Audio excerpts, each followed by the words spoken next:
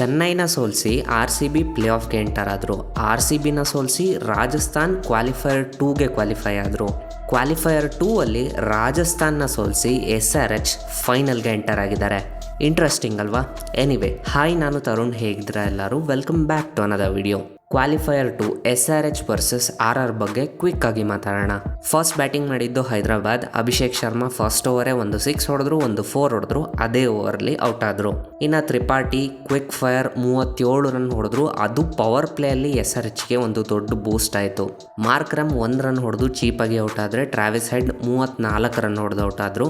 So power ಪ್ಲೇಯಲ್ಲಿ SRH 60+ runs ಹೊಡೆದ್ರು and 3 wickets ಕೂಡ ಕಳ್ಕೊಂಡಿದ್ರು.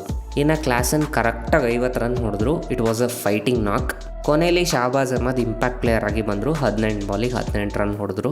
20 ಓವರಿಗೆ SRH ಹಂಗೂ ಹಿಂಗೂ ಒದ್ದಾಡ್ಕೊಂಡು 175 ರನ್ ಹೊಡೆದ್ರು. ಇನ್ನು ರಾಜಸ್ಥಾನ್ ಬೌಲಿಂಗಲ್ಲಿ ಟ್ರೆಂಟ್ ಬೋಲ್ಟ್ ಮತ್ತು ಆವೇಶ್ ಖಾನ್ ಇಬ್ಬರು 3 ವಿಕೆಟ್ಸ್ ತೆಗೆದ್ರೆ ಸಂದೀಪ್ ಶರ್ಮಾ 2 ವಿಕೆಟ್ಸ್ ತೆಗೆದ್ರು. ಇನ್ನು ರಾಜಸ್ಥಾನ್ ರನ್ ಚೇಸ್ ವಿಚಾರಕ್ಕೆ ಬಂದರೆ ಸ್ಟಾರ್ಟಿಂಗಲ್ಲಿ ಯಶಸ್ವಿ ಜೈಸ್ವಾಲ್ 42 ರನ್ ಹೊಡೆದಿದ್ದು ಬಿಟ್ಟರೆ ಯಾರು ಕೂಡ ಆಡಲಿಲ್ಲ.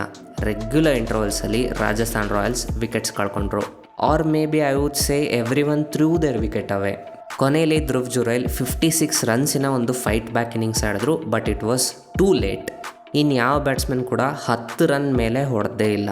20 ಓವರಿಗೆ ರಾಜಸ್ಥಾನ್ ರಾಯಲ್ಸ್ 139ಗೆ ರಿಸ್ಟ್ರಿಕ್ಟ್ ಆಗೋದ್ರು. Left arm spinners against Rajasthan Royals batters ಒದ್ದಾಡ್ಬಿಟ್ರು. As a result Shahbaz Ahmed 3 wickets ತೆಗೆದ್ರೆ ಅಭಿಷೇಕ್ ಶರ್ಮಾ 2 ವಿಕೆಟ್ಸ್ ತೆಗೆದ್ರು. SRH 36 ರನ್ಸಿಂದ ಕ್ವಾಲಿಫೈಯರ್ 2ನ ಗೆದ್ಕೊಂಡ್ರು ಆ್ಯಂಡ್ ಫೈನಲಿಗೆ ಎಂಟರ್ ಆಗಿದ್ದಾರೆ. ಎಗೇನ್ಸ್ಟ್ KKR ಫೈನಲಲ್ಲಿ ಏನಾಗುತ್ತೆ ಅಂತ ನೋಡೋಣ.